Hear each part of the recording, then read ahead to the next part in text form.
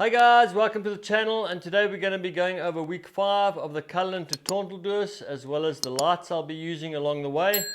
And don't forget to like and subscribe, and let's do this thing.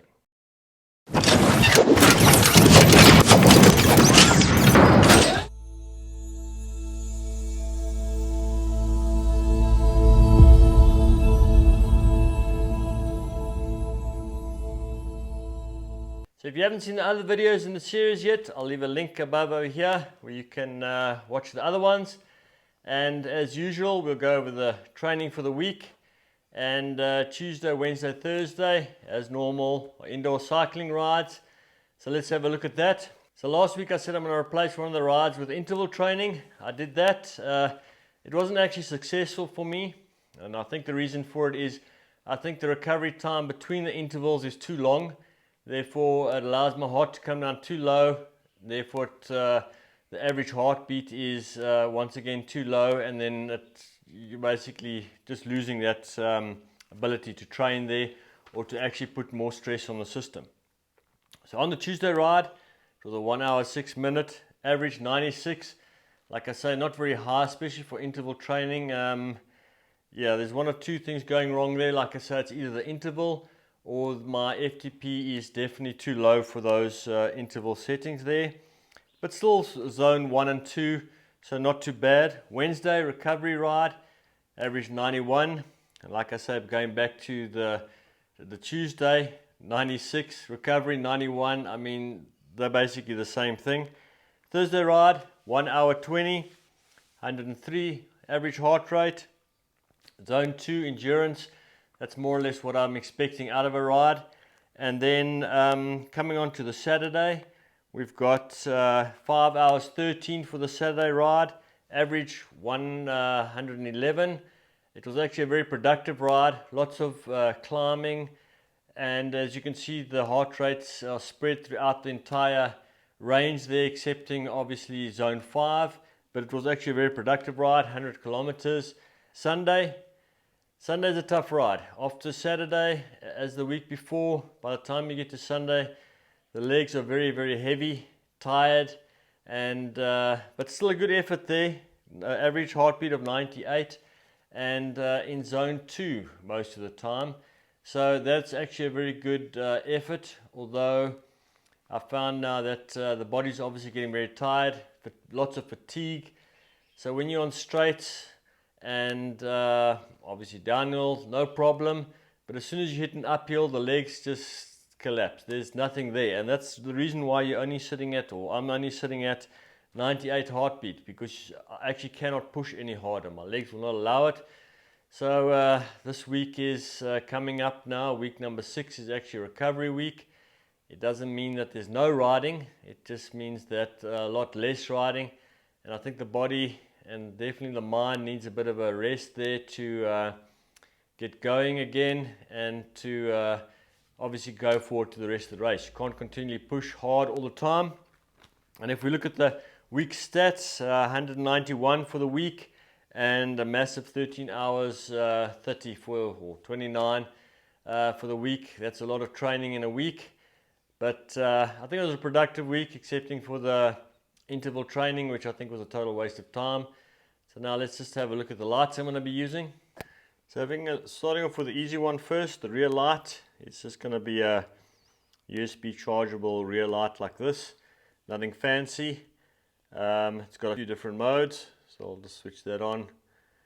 Obviously just solid, a little bit not as bright as the first one, then flashing, and then off. As far as I remember on the race, I don't think you're allowed to use the flashing mode, but we'll see when we get there on the day. The second possibility of a light is a light like this, 900 lumen. Looks like this. I actually bought this light quite a while ago, and I've actually got a link to this light, to the full review of it. I'll also link that video in above. Good light. The thing about this light is to switch between the modes, in other words low, medium and high. You've got to switch this button at the back here. So when this is on your bars, you have to actually physically take your hand off the bar, move it across, switch or change to the different modes, and then you can switch between the modes like that, obviously with your one hand off the bars, which is obviously not ideal. And then moving on to the light that I'm actually going to be using is this light here from Extreme Lights. I've also done a complete review on this as well, and I'll link the video above there. And this one goes up to 3000 lumen, and there are the different modes. Obviously the low mode here, you can 220 lumen will last you 40 hours, 1100 lumen will last 10 hours, and the 3000 will last 2.5 hours. Comes in a nice box like this. This is an older version of the light, so there are newer ones now available. And as you can see, I've got quite a lot of stuff in here. I also normally carry this light with me, also from them as well, just as a backup in case any of the lights go. You can actually use this light to finish the race with. It's a very good backup light. In fact, some people only buy this light and use this light on their bikes, but I wouldn't advise that. Then we've got a lot of accessories that I bought with it, although this is comes with a light, and it's the remote. So the advantage of this light over the other light is you don't actually install this remote on your handlebars, and then you can switch between the modes by just clicking the button without having to take your actual hand off the handlebars. And as you can see, the light here has lots of LEDs here, clips onto the handlebar, quick release type scenario over there. Then I've got this over here, which is very handy. You can plug that into your battery, and then on the other side here you can actually stick a cable in there, and you can charge your GPS while you're riding, or your phone or any other device. So you can run your light and your charger device at the same time. And you can actually get a wire cable, which I don't have, which I actually must still go get. So in other words, you can run your light and charge your devices while riding. This is just an extension to the actual cable you get with it, because as you can see, here's the battery. Comes in a nice casing here to protect your bike, so that obviously goes over the frame and then hooks on there. And the actual cable that comes with it is quite short, so that could be an advantage depending on where you place the battery. But I bought a spare extra extension just in case, and yeah, that's what I use. And the advantage, like I say, this type of scenario where you've got a separate battery and a separate light, as opposed to one where they're all built into one, is that you can use the battery as well to charge a phone or your GPS while you're riding, which is absolutely fantastic. And I've used this many times, and I've used it also on the 361, and it hasn't run out of battery, and there I've gone into the night twice. So there's no problem with the battery that comes with it. And if you do buy an extra battery, you can have a second battery put in one of the boxes along the way. So obviously, having a look at those lights, you could see that there are three modes. You've got the low, medium and high. And on the light that I'm going to be using, that high is extremely bright. It's almost like daylight, but you don't ride in that mode the whole day, or the whole night rather, not in the day.